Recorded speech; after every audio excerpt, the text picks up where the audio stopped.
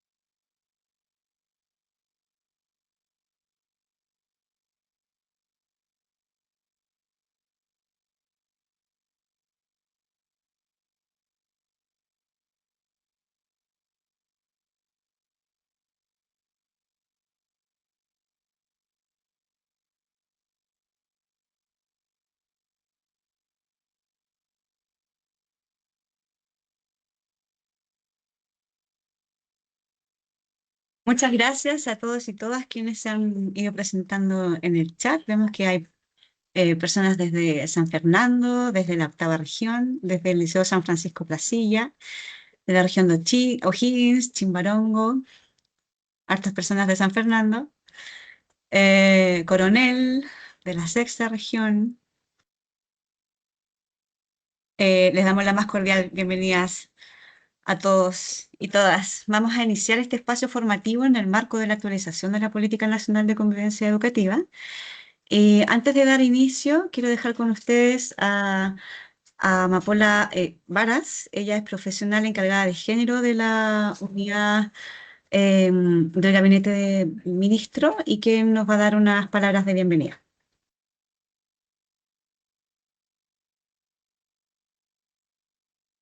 Hola, buen día a todas y todos. Muchas gracias, Carla, por la presentación. Bueno, ya como dice, yo soy parte del gabinete del ministro, la asesora de género ministerial y también la coordinadora de la unidad de género.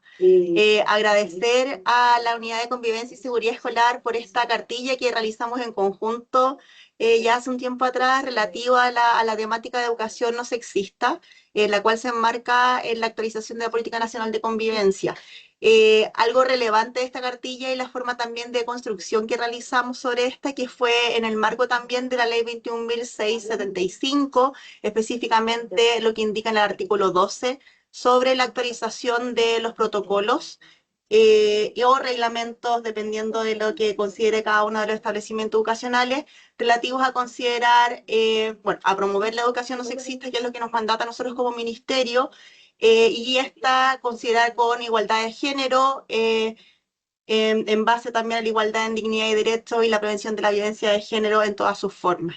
Adicional a esta cartilla, comentarles también información relevante que pueda servir también para los diferentes establecimientos educacionales, que en la página de la unidad de género, que es educacionsinbrechas.mineduc.cl, existe la definición que hemos creado como Ministerio de Educación de educación no sexista. Hay un apartado ahí dentro de la página que dice educación no sexista, donde puedan descargar también ese documento y está como la información de cómo hemos generado esta definición en base a diferentes lineamientos y los diferentes enfoques de derecho con los cuales estamos enmarcando. Así que muchas gracias nuevamente a la unidad de convivencia y seguridad escolar, específicamente al equipo de afectividad, sexualidad y género, quienes están realizando este webinar el día de hoy, y agradecerles también a cada una y uno de ustedes que están aquí presentes para conocer más de esta cartilla. Así que muchas gracias, que tengan una muy buena jornada. Muchas gracias, Amapola, por su saludo inicial. Y con esto damos inicio entonces a este espacio formativo. Comentarles que en mayo del 2024, si puedes pasar una lámina, en mayo de 2024 se hizo pública la actualización del documento central de la Política Nacional de Convivencia Educativa. Este documento central establece la estructura base, ¿cierto?, que inspira los distintos recursos educativos asociados a la convivencia, y establece, se define como el documento central, ¿no? Como documento central.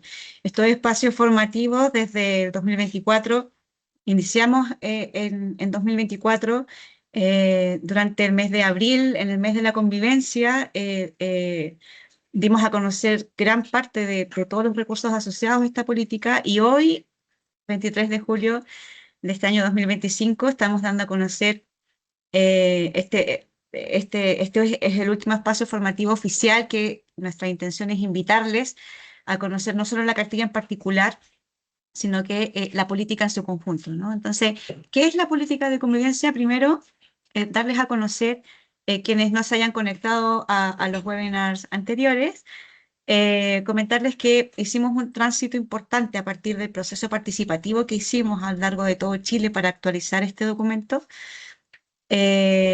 Cambiamos de convivencia educativa de convivencia escolar, perdón, a convivencia educativa. Este tránsito tiene que ver con que la política, el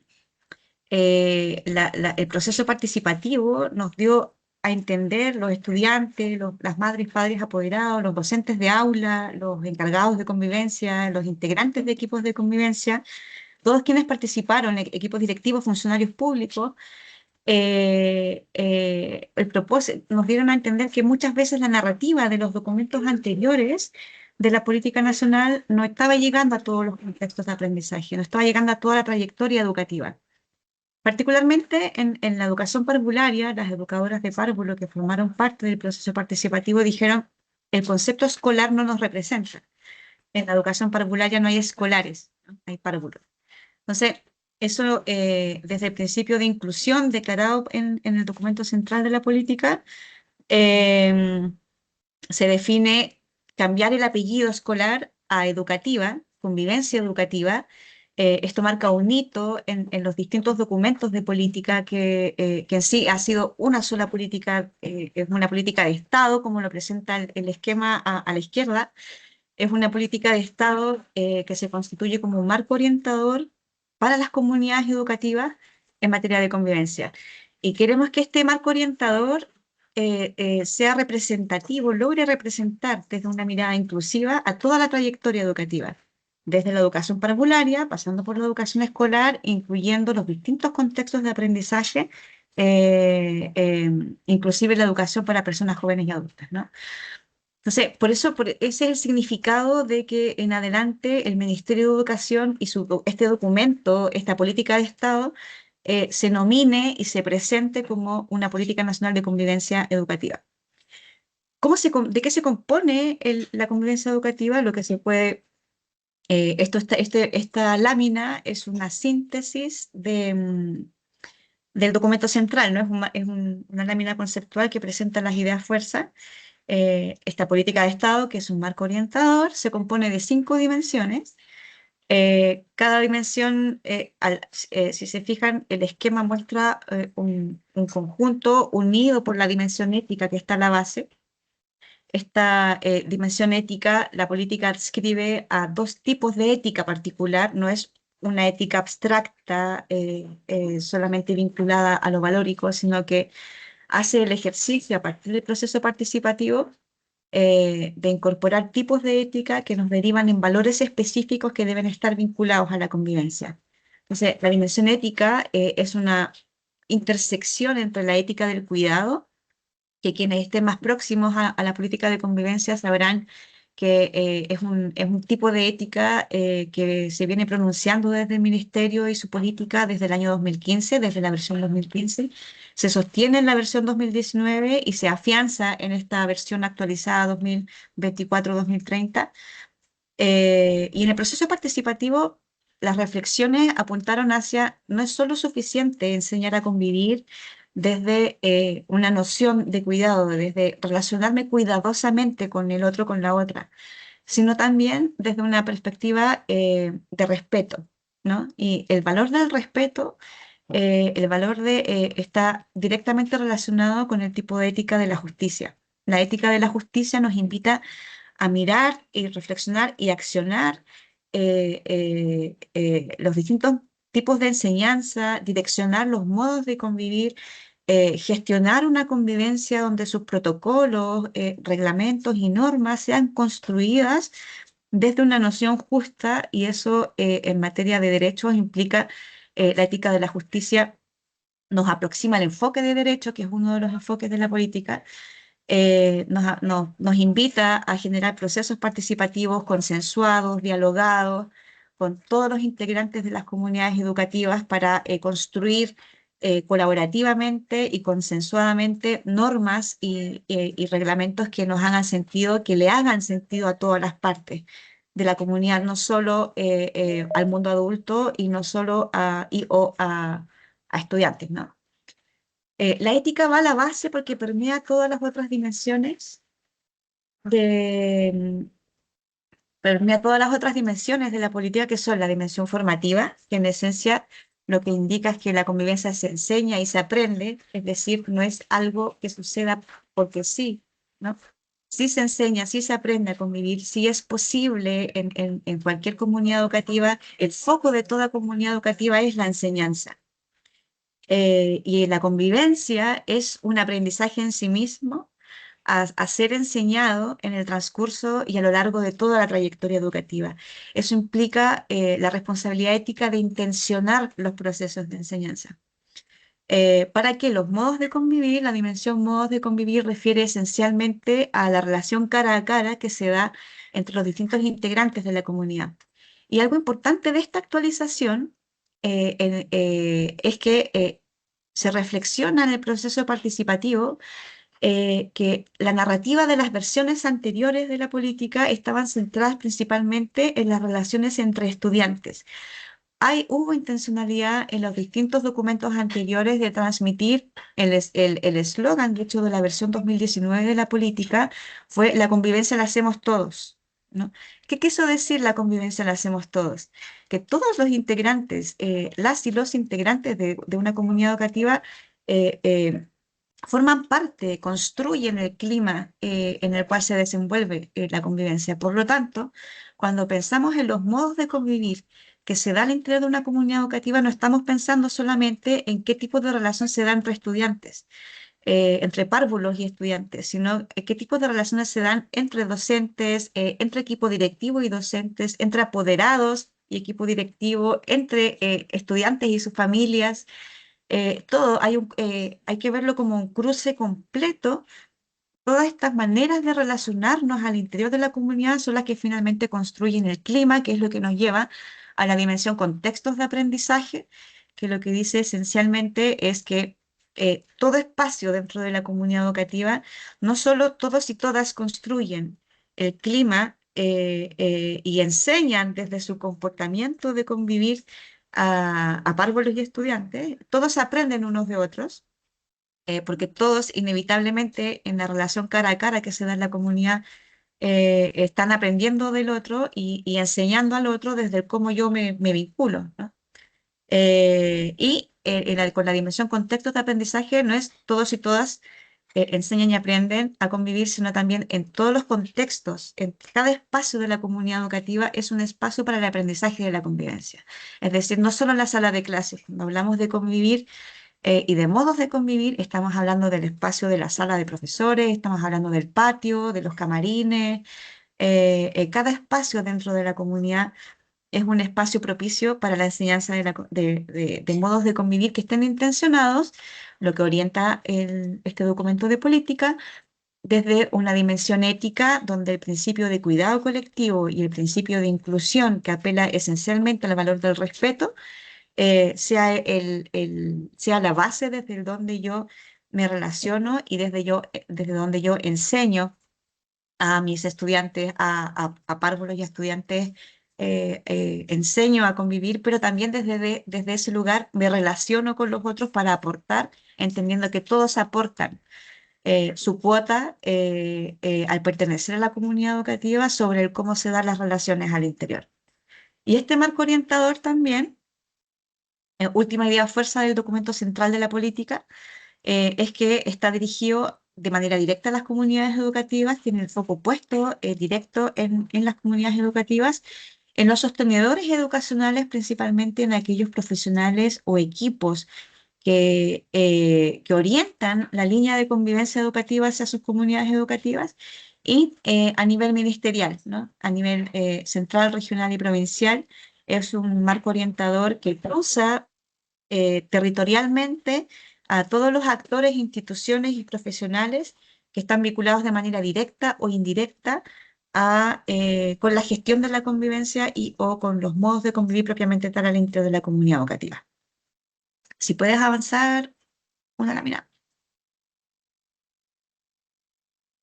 Acá comentarles que la política se compone por un documento central. Ahí en la lámina pueden ver el enlace y en el chat también podemos dejar el enlace directo para que tengan acceso a todos los recursos. Es un documento central y 12 recursos educativos específicos.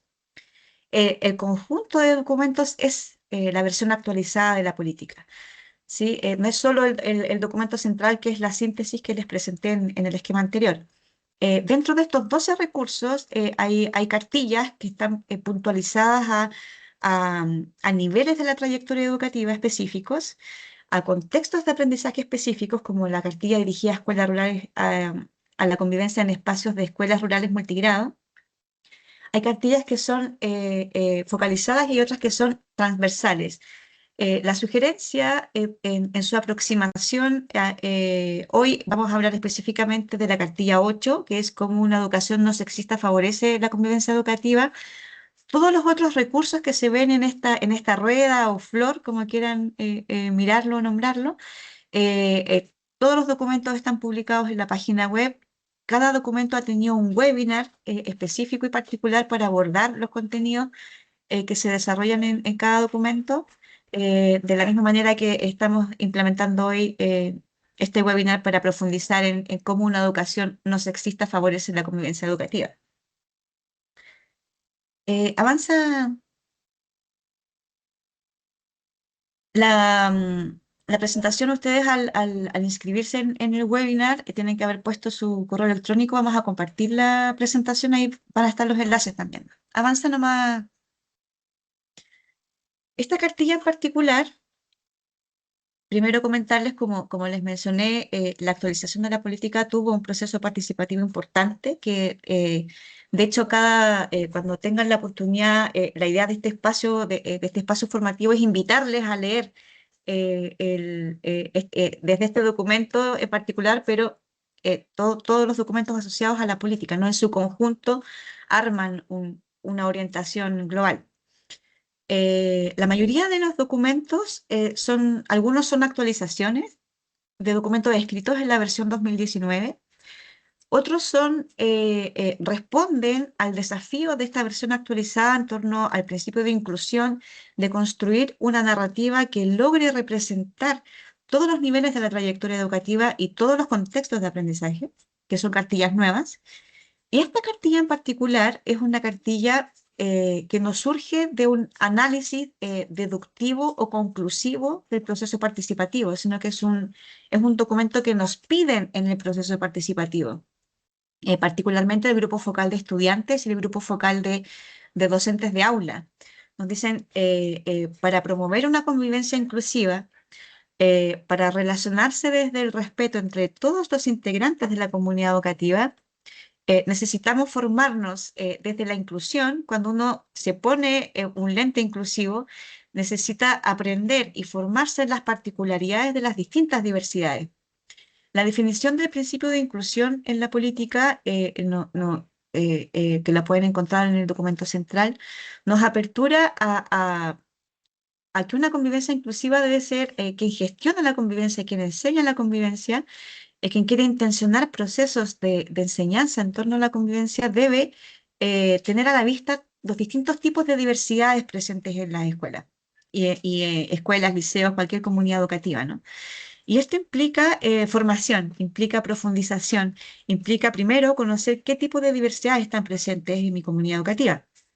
Lo que la mayoría de los participantes en el proceso participativo nos indica es, hoy en día es una realidad en los establecimientos educacionales la presencia de distintos estudiantes que pertenecen a las diversidades sexogenéricas.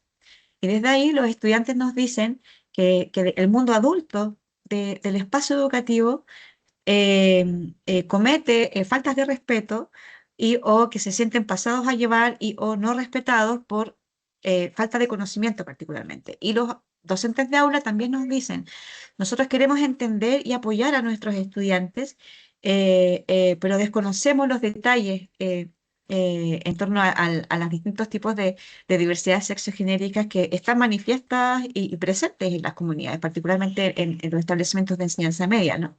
Entonces, ¿cómo para promover una convivencia inclusiva, un trato respetuoso donde el otro, la otra, se sienta verdaderamente reconocido, integrado y valorado en su propia diversidad? Nos pidieron como específicamente ayúdenos a profundizar en la visión de género, ¿no? El género es mucho más que la inequidad hombre-mujer, ¿no? O el análisis situado y contextualizado en un espacio educativo de brechas de género niño-niña, ¿no? Adolescente, mujer, hombre, estudiante, hombre. Entonces, ¿cómo avanzamos un paso más allá y nos entregan herramientas, nos dijeron los docentes de aula, los equipos de gestión de la convivencia, para que logremos formarnos, formar a las comunidades educativas para que la convivencia en su trato sea efectivamente inclusiva y respetuosa de esta diversidad en particular?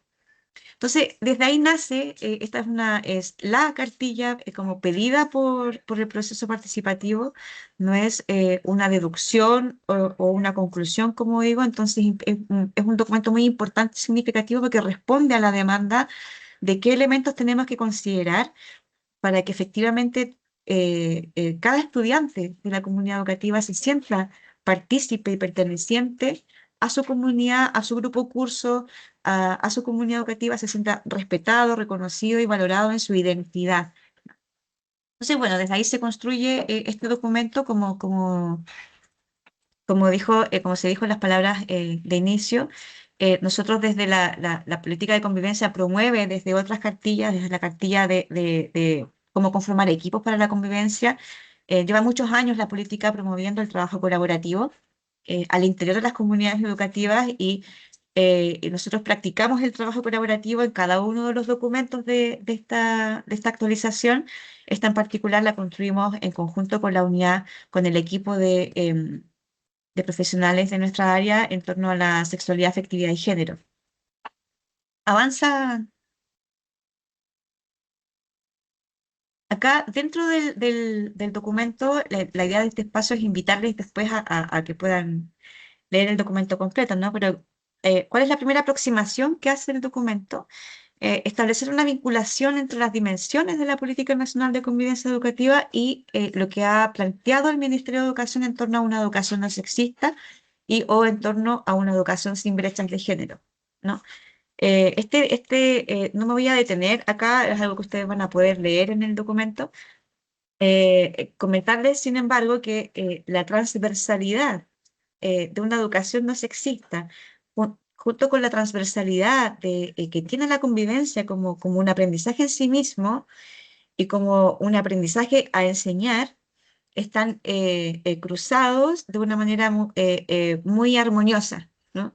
El ejercicio que hace la cartilla es mostrar, por eso el nombre es como una educación no sexista favorece la convivencia educativa, ¿no? En la medida que tengamos en consideración los estereotipos de género, el principio de inclusión de la política, en cada una de las dimensiones de la política, partiendo por la dimensión ética, por cierto, que lo que nos dice es promovamos el principio de inclusión, es decir, reconozcamos primero todas las diversidades presentes en la comunidad para posteriormente hacer una gestión de la convivencia pertinente, situada, que respete y valore los distintos tipos de diversidades presentes en la comunidad. Y de cuidado colectivo, ¿no?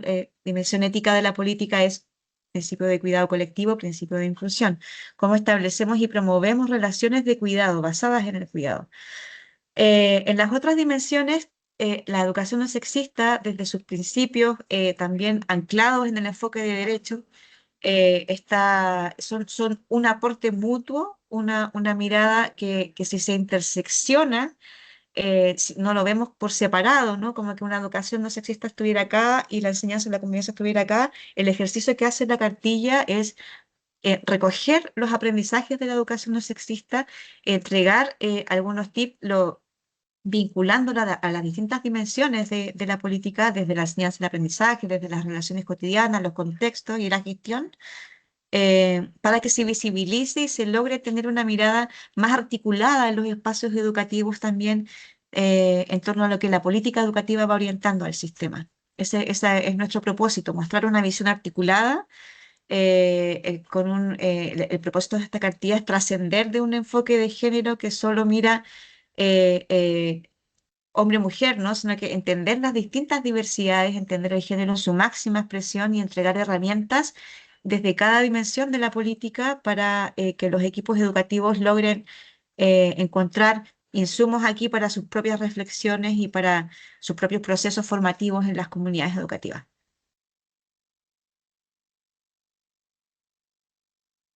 Aquí les voy a dejar ahora apropiándonos de lo que es el trabajo colaborativo. Ahora va a continuar la presentación Mauricio Manquipillán, que pertenece al equipo de educación en afectividad, sexualidad y género. Muchas gracias, Carla. Muchas gracias por el traspaso. Vamos a continuar ahora en la profundización de cómo entendemos el enfoque de género en la política nacional de convivencia educativa. Y la verdad es que el enfoque de género es una idea, es una variable que ha estado presente, se ha venido incorporando a la educación, yo diría que desde Beijing en adelante, la transversalización de género.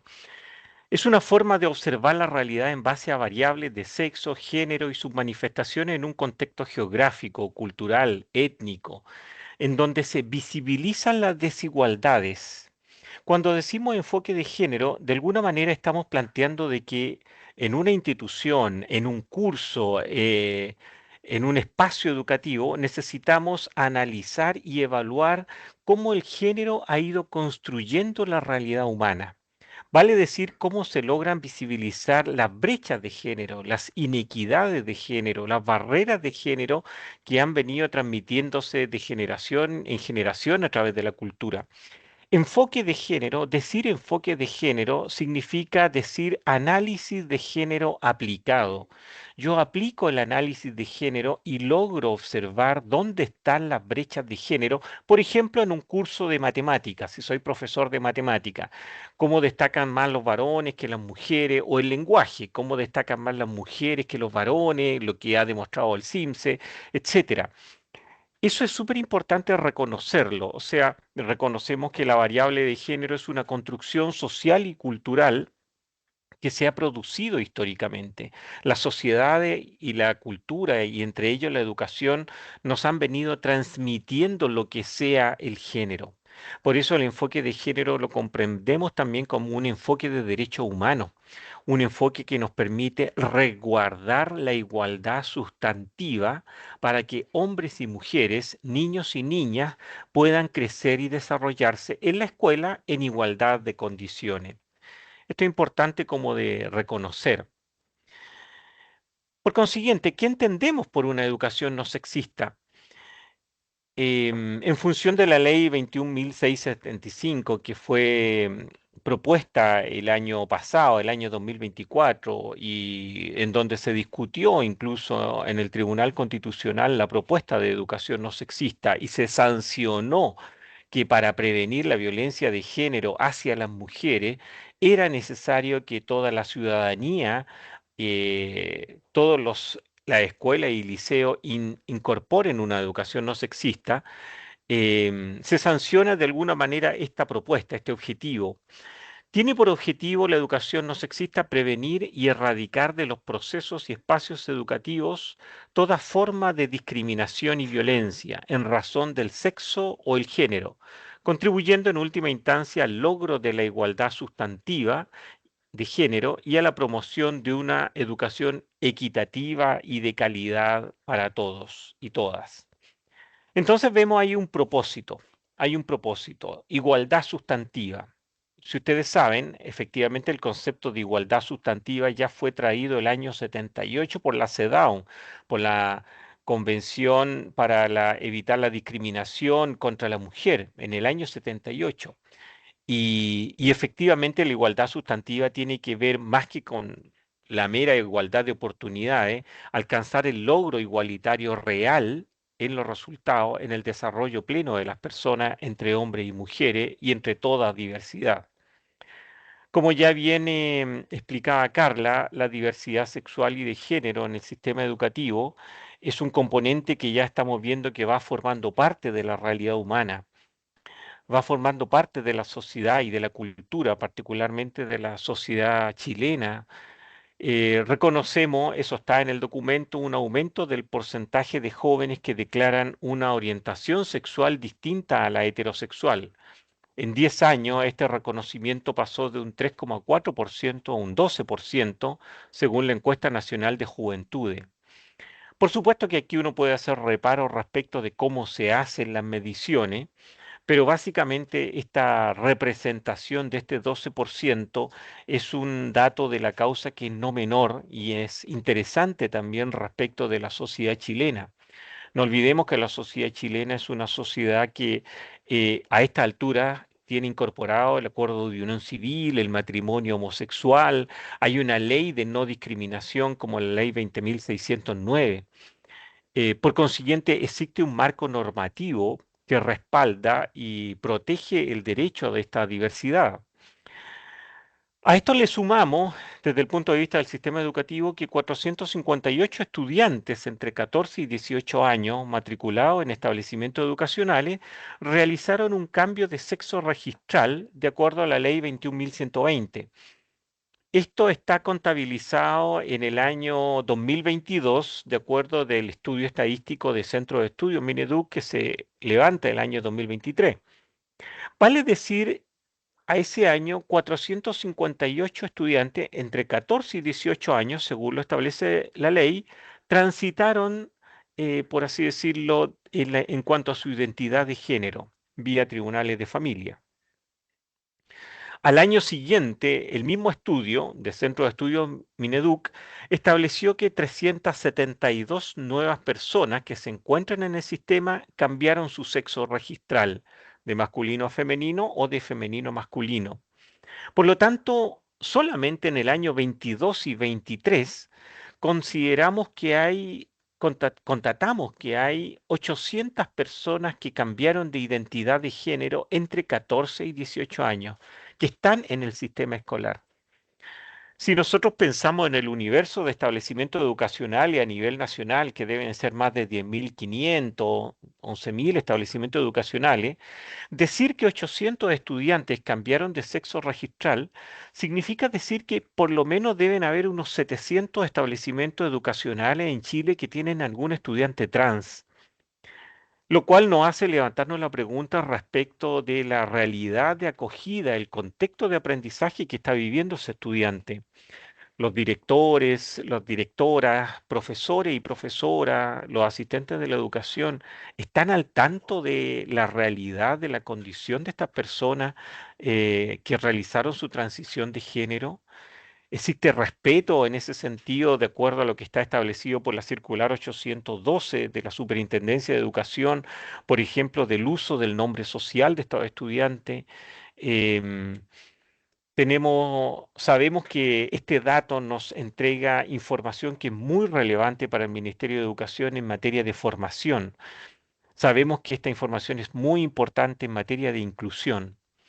Em, Esto lo sabemos porque la discriminación y la violencia han sido un problema histórico, endémico de la sociedad y que no se resuelve con acciones aisladas, sancionatorias, por así decirlo, ex post, sino que nos obliga a pensar como educación, como propuesta educativa, desde la convivencia educativa, en cómo generar espacios educativos libres de violencia para la diversidad y para hombres y para mujeres.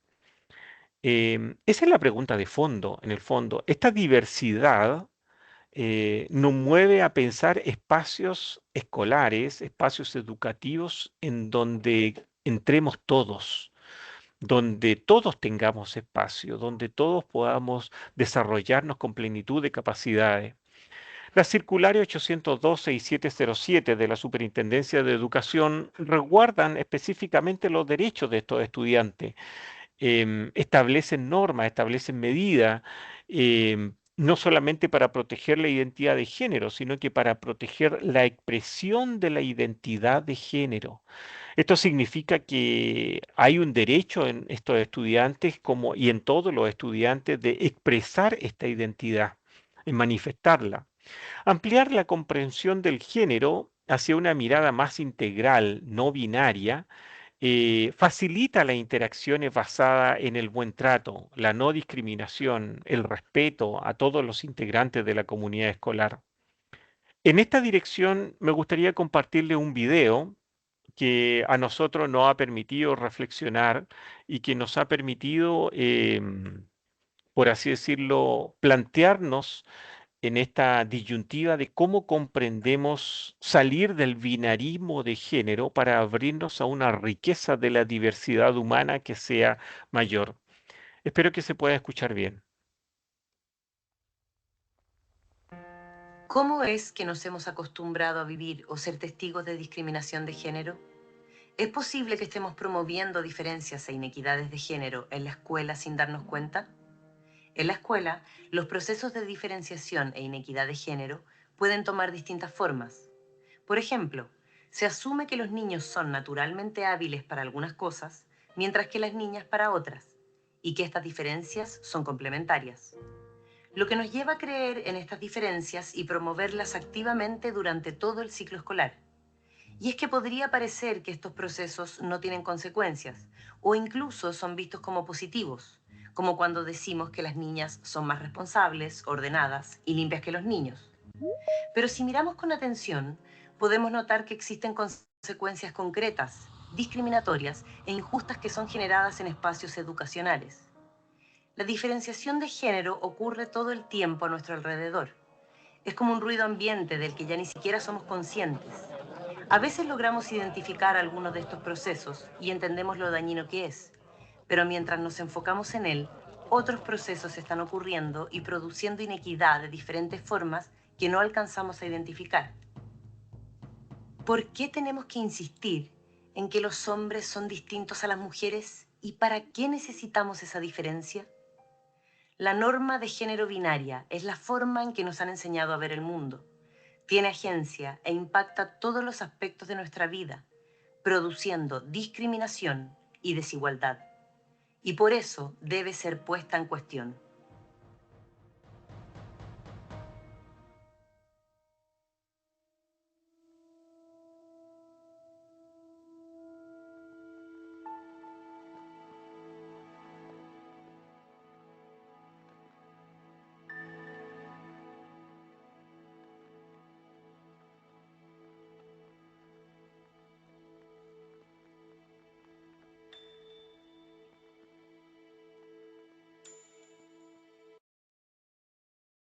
Bien, como ustedes pueden ver, efectivamente, cuando hablamos de esta construcción social de género, de esta construcción social y cultural, simbólica sobre la diferencia sexual, nos interesa no poner foco en la diferencia solamente, sino que en las inequidades que son consecuencias de esta diferencia.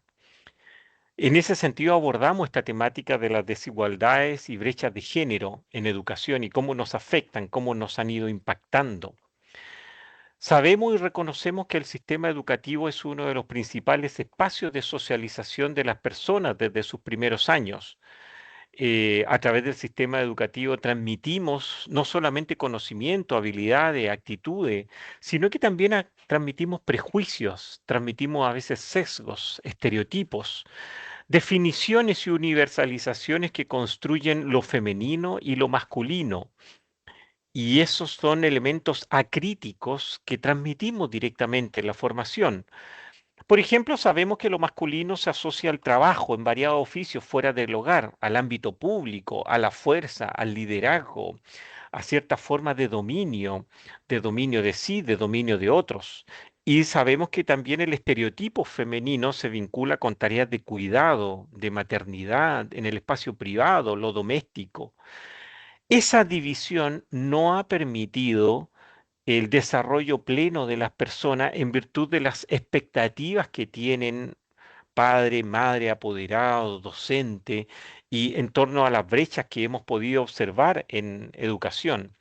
Los estereotipos son creencias populares acerca de estos atributos. Influyen en el trato diferenciado hacia las personas según su género, lo cual puede provocar discriminación y tener un impacto en el autoconcepto. Nos hemos encontrado con establecimientos educacionales donde mujeres no pueden jugar fútbol porque está el prejuicio, el estereotipo de que las mujeres no juegan fútbol, de que si hay talleres de danza, los hombres no practican danza, de que si hay personas que pertenecen a la diversidad sexual, reciben bullying, reciben molestias, trato hiriente, son denostados, incluso por personal docente, por asistentes de la educación, o sea, por personal que trabaja en el establecimiento. Por consiguiente, esta diferenciación también nos va mostrando, por así decirlo, las inequidades que se van viendo en la escuela. ¿Qué recomendamos entonces para impulsar una educación no sexista que favorezca la convivencia? Necesitamos promover el cuidado a nivel individual, grupal o colectivo en la comunidad educativa. ¿Cómo considerar el principio de inclusión en las distintas oportunidades de aprendizaje para todos y todas sin distinción de género? Y aquí hay varias iniciativas que podemos relevar, hay varios elementos que podemos destacar. En primer lugar, necesitamos que docentes, directivos, personal asistente de la educación, incluso personal administrativo, eh, promueva la reflexión con enfoque de género, en donde se recomienda esta reflexión em, desde los niveles iniciales de la educación y a lo largo de toda la trayectoria educativa. Porque los sesgos y los estereotipos están presentes en todos los niveles. Hemos podido observar, por ejemplo, que los roles y los estereotipos a través de diversos estudios ya se visibilizan entre los 5, los 7 años.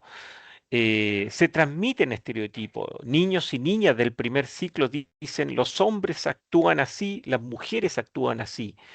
Por lo tanto, necesitamos reflexionar, y esto lo hemos compartido muy bien con la Subsecretaría de Educación Parvularia, por ejemplo, en los rincones de juegos, cómo los rincones de juegos pueden permitir a los estudiantes, al niño y niña, generar juegos en donde los niños también puedan, por ejemplo, tener prácticas de cuidado, sea de juguetes, de muñecos, de muñecas, y las niñas también puedan jugar con Lego, por ejemplo, donde puedan compartirse prácticas que tradicionalmente fueron diferenciadas, incluso diferenciadas por colores. Posteriormente, en la educación básica, en ciclos mayores, cuando se aprenden prácticas deportivas, fútbol o prácticas que han estado muy segregadas por género, también cómo ir generando una reflexión hacia espacios más inclusivos, en donde, como decía, las niñas puedan practicar fútbol, donde los varones también puedan tener otras prácticas que no sean estereotipadamente masculinas. Nosotros nos damos cuenta de que, por ejemplo, esto va generando divisiones a lo largo del tiempo que va construyendo ciertos estereotipos y muchas veces no los cuestionamos. Necesitamos cuestionarlo. Para eso la reflexión a todo nivel nos va ayudando. En segundo lugar, necesitamos incorporar contenidos específicos y prácticas autocríticas orientadas a desnaturalizar los estereotipos de género. Em, ¿Por qué tiene que haber una segregación de género, por ejemplo, en las áreas vocacionales y profesionales? ¿Por qué tienen que estudiar más mujeres párvulo? 99,7% a nivel nacional. ¿Por qué las mujeres tienen que estudiar educación básica, psicología, trabajo social, áreas que metafóricamente han estado relacionadas con el cuidado? Y hombres, por otro lado, son los que destacan en disciplinas como áreas STEM, ciencia, tecnología, ingeniería y matemática, que paradojalmente son las disciplinas mejores remuneradas del mercado.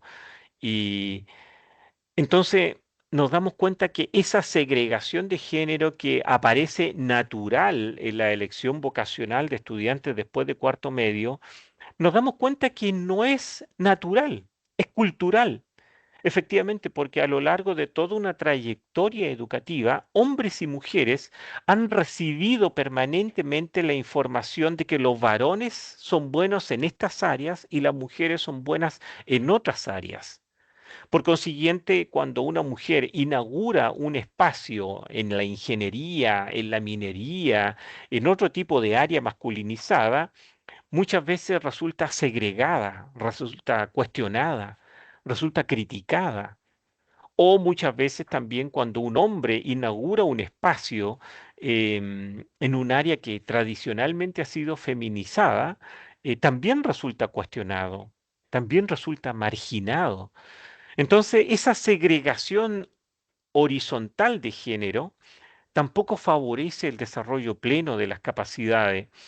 Ahora, uno podría hacer otras asociaciones que son no menos importantes, o sea, por ejemplo, la asociación que tiene que ver con las áreas de cuidado, evidentemente que sabemos que las áreas de cuidado han sido transmitidas generacionalmente como un mandato femenino, un mandato de la construcción del género femenino.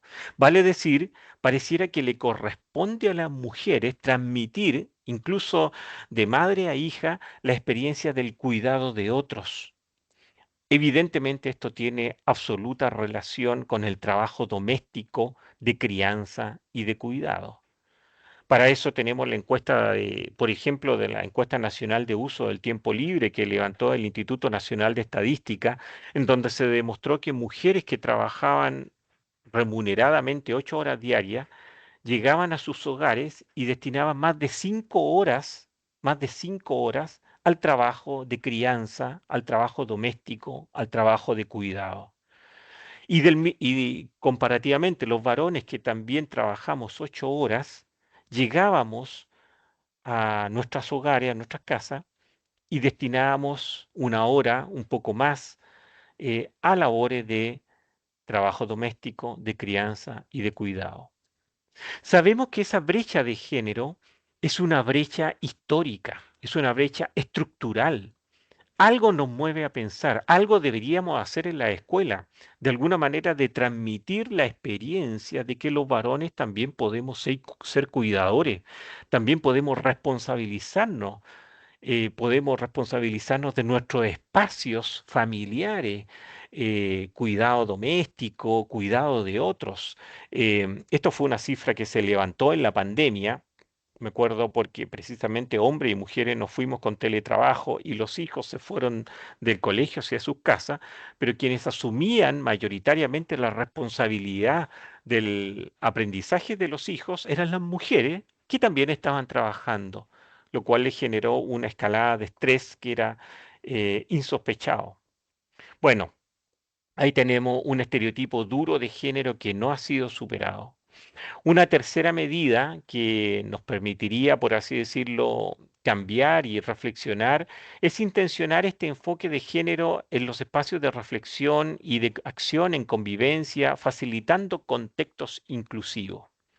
¿Esto qué significa? Significa que en la escuela nosotros, educadores, equipos directivos, tenemos que ser capaces de mirar nuestra escuela y de evaluar cuándo los espacios son efectivamente inclusivos. Por ejemplo, si tenemos una cancha que en todos los recreos es detentada por varones jugando a la pelota y en donde las mujeres están permanentemente circulando en la periferia de los espacios, entonces no estamos hablando de un espacio inclusivo.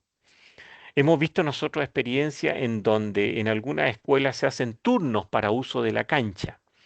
Hemos visto incluso argumentaciones de estudiantes que dicen, pero si la cancha es cancha de fútbol, las mujeres no juegan fútbol, corresponde que la ocupemos los varones, dicen. Y algunos varones defienden eso como un derecho. Pero resulta que la cancha simboliza y representa en las escuelas el espacio público, el espacio de la sociedad, la plaza pública, el ambiente público. Y si los varones son quienes detentan esos espacios y las mujeres están en la periferia, eso simbólicamente ya va transmitiendo cierto mensaje respecto del lugar en la ciudadanía que damos a todas las personas. Eh, Me ha tocado ver en algunos establecimientos educacionales, por ejemplo, donde estudiantes, por ejemplo, se ha establecido este sistema de turno y mujeres que no juegan a la pelota, pero se sientan en la cancha, juegan cartas o juegan otras cosas, y los varones van a alegar y dicen, pero si no están ocupando la cancha, dicen, no están jugando a la pelota, y resulta que están ocupando el espacio. Y eso es súper importante de reconocer. La educación no sexista es la toma de conciencia de que el espacio público debe ser un espacio igualitario, un espacio para todos y todas, un espacio también donde se incluya la diversidad. Por ejemplo, ahí tenemos una reflexión respecto de la convivencia, respecto del espacio. Podemos decir más cosas, por ejemplo, respecto del uso de materiales en laboratorio, en clases de física, de química. Ya hemos recibido, observado muchas veces cómo llegan los materiales para trabajos de experimentos de química, de física, y resulta que los varones ejecutan el experimento y niñas, las mujeres, terminan siendo las secretarias de todo eso tomando apunte. Y así muchas prácticas, muchas prácticas. Hoy en día asumimos que profesores en toda la asignatura deberían ser capaces de evaluar cómo va el rendimiento escolar en materia de género, de tal manera que sean capaces de detectar las brechas que se van levantando a lo largo del tiempo y a partir de eso generar procesos de nivelación, de inclusión, de reforzamiento. Finalmente, queremos dejar con esta reflexión sobre la educación no sexista, queremos invitarlos a que ustedes puedan plantearse esta pregunta y puedan planteársela progresivamente respecto de todas sus prácticas. Sobre todo me dirijo a los docentes, a los equipos directivos. ¿Cómo son mis prácticas? ¿Cuáles son mis propios sesgos y estereotipos de género? Yo sé que todos hemos sido formados en una sociedad patriarcal, provenimos de una familia en donde existían ciertos criterios de formación, en donde existían ciertos prejuicios incluso, pero dado que estamos en una sociedad que va cambiando, en una sociedad que va evolucionando, en una sociedad que cada vez va siendo más inclusiva y en donde todos y todas tenemos que tener nuestro espacio, necesitamos cuestionarnos y necesitamos cuestionar nuestras prácticas. ¿Cómo yo puedo hacer de mi práctica docente, de mi práctica de gestión, puedo hacer una práctica inclusiva? ¿Cómo puedo yo generar espacios en donde esta inclusión de género, en donde esta educación no sexista, no sea un eslogan, sino que sea una práctica real en donde todos y todas tengan cabida, en donde los estudiantes puedan desarrollarse de acuerdo a sus capacidades, de acuerdo a sus potencialidades, en donde si se presentan estudiantes trans o estudiantes de la diversidad sexual, puedan también sentirse libres y en confianza para no sufrir bullying, no sufrir discriminación y para poder desarrollarse con todo derecho, de pleno derecho en nuestro espacio educativo. Bueno, esta es la reflexión que hemos querido transmitirle. Quizá nos hemos alargado 5 minutos, un poco más en el plazo del tiempo, y desde ahora en adelante le dejamos esta cartilla. Para esto hemos preparado este webinar con mucho cariño para ustedes y esperamos que pueda servirles de mucha reflexión. Muchas gracias. Gracias a ti, Mauricio.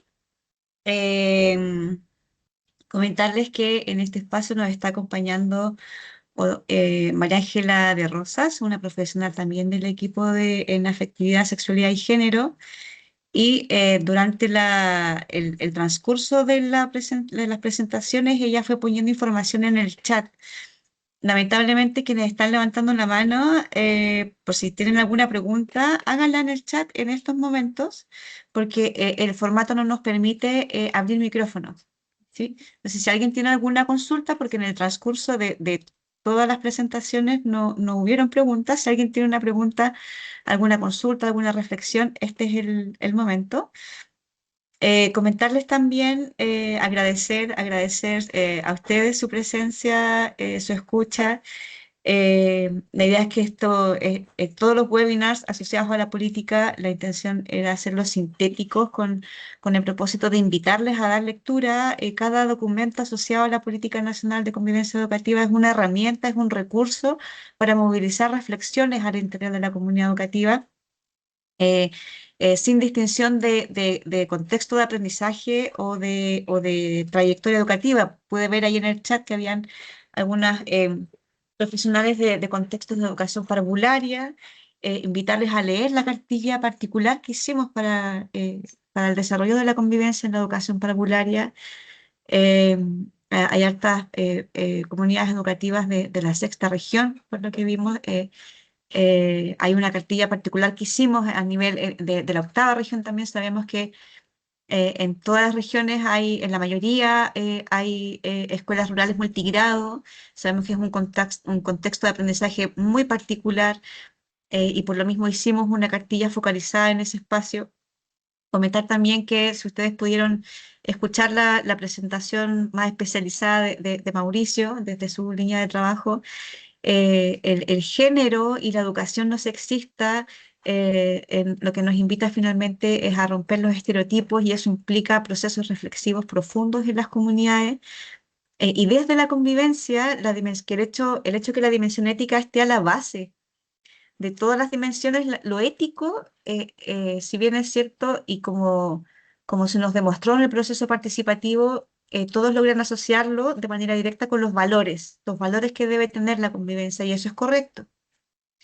Más lo ético también significa hacernos preguntas, ¿no?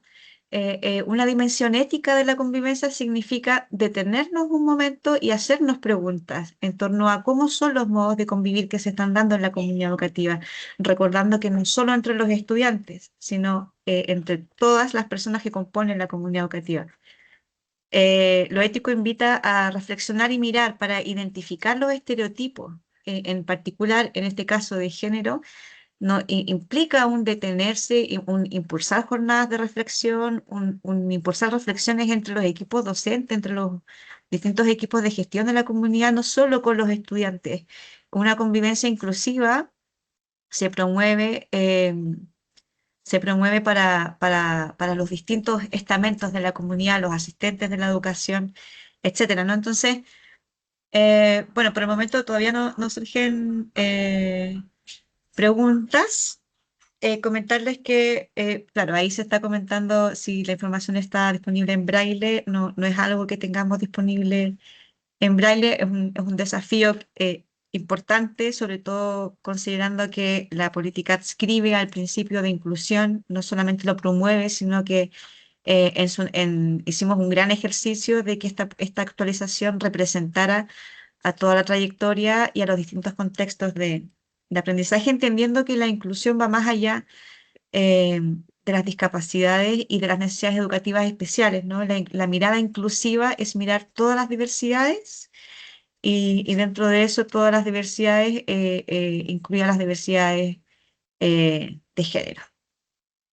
Para cerrar, invitarles, como digo, María Ángela fue poniendo en el chat, lo pueden revisar. Va a quedar grabado este webinar, se va a subir el día de mañana a YouTube. El primer paso es subirlo al YouTube, a la página del Ministerio de Educación, y todos los webinars de todas las cartillas asociadas a la Política Nacional de Convivencia Educativa, incluido el webinar del documento central de la política, está en la página de Convivencia Educativa que María Ángela fue poniendo en el chat. Si ustedes revisan, ahí están las grabaciones de todos los espacios formativos que hicimos y que hoy estamos dando cierre oficial a, a la invitación a la presentación de la cartilla 8. Era la única que nos faltaba para completar este circuito de dar a conocer los recursos asociados a la actualización de la política de convivencia, y estamos muy contentos y contentas de que hayamos tenido una alta convocatoria. Así que muchas gracias. A ver, hay un comentario antes de las carreras técnicas, el liceo, claro, haciendo referencia a Carolina Urrutia, comenta que, no sé, Mauricio, si te quieres referir y podemos cerrar con esta última reflexión. Carolina Urrutia dice que estaba pensando en las diferencias en las carreras técnicas en los liceos. Me imagino que quiere decir con TP, las especialidades de cocina y mecánica, a propósito de las brechas. Sí, decir de que esta es una reflexión que se ha estado inaugurando en el Ministerio de Educación, que es una reflexión progresiva que se ha ido incorporando y que por consiguiente también en la educación técnico profesional debe ser una reflexión, debe ser una experiencia que gradualmente tiene que irse incorporando. Hemos visto de que paradojalmente en el área técnico profesional, más que en el área universitaria, existe una segregación de género que es muy radical, muy sustantiva. Em, yo creo que la mirada de género, que es una mirada de igualdad, nos obliga un poco a pensar esas divisiones. O sea, yo mismo estudié ya hace varios años en una escuela industrial, estudié, hice mi enseñanza media como instalador eléctrico y tuve una sola compañera mujer que estudió instalaciones eléctricas. No les digo cómo la molestaban, digamos, no solamente los compañeros de curso o en el contexto, pero sin embargo pudo estudiar esa carrera y después ejercerla posteriormente. Yo creo que la pregunta para los liceos técnicos TP es pensar en el fundamento de la segregación de género y cómo podemos generar espacios más inclusivos.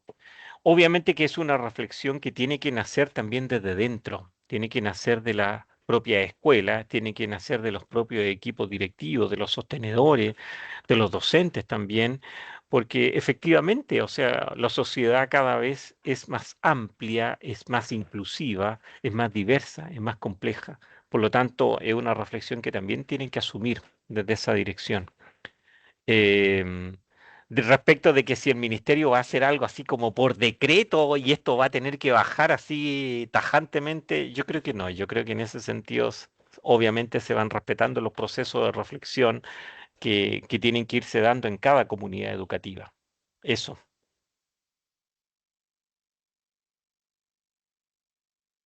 Muchas gracias, Mauricio. Estamos entonces en condiciones de dar cierre al espacio. Veo que una persona comentó en el chat que había comprendido que iba a ser a las 16. No, inició a las 15 horas el webinar y estamos dando cierre, ya cumpliendo una hora programada. Va a quedar grabado en la página de YouTube del Ministerio de Educación y se va a quedar el enlace directo en la página convivenciaparalaciudadanía.mineduc.cl. Así que muchas gracias a todos y todas Carla, por haberse conectado. Sí. Solo a propósito de la pregunta respecto de educación técnico-profesional, en el chat acabo de dejar el link de la página de educación técnico-profesional donde reúnen una serie de experiencias y documentos en materia de educación no sexista e igualdad de género, para que lo tengan presente.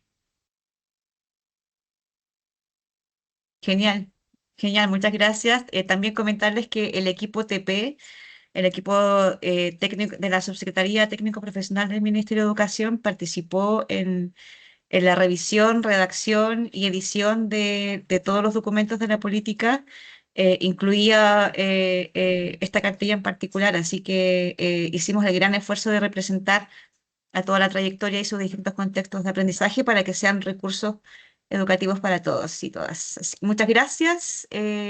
Cerramos con esto el ciclo de webinars asociados a la actualización de la Política Nacional de Convivencia Educativa.